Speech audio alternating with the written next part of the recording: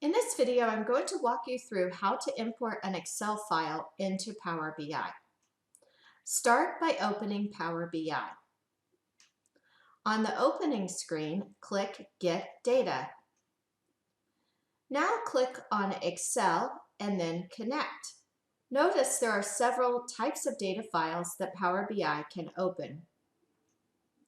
Navigate to the data file that you want to open and click on Open. Select the sheets you want to import. Be sure to click in the box next to the worksheets you want to import. Click Load. Take a moment to save your project. Click on File, Save As. Alternatively, on the Home tab, you can also click on Get Data. Click on Excel, and then follow the same steps. Navigate to the data file that you want to import and click on Open. Select the sheets you want to import. Be sure to click in the box next to the worksheets you want to import. Click Load.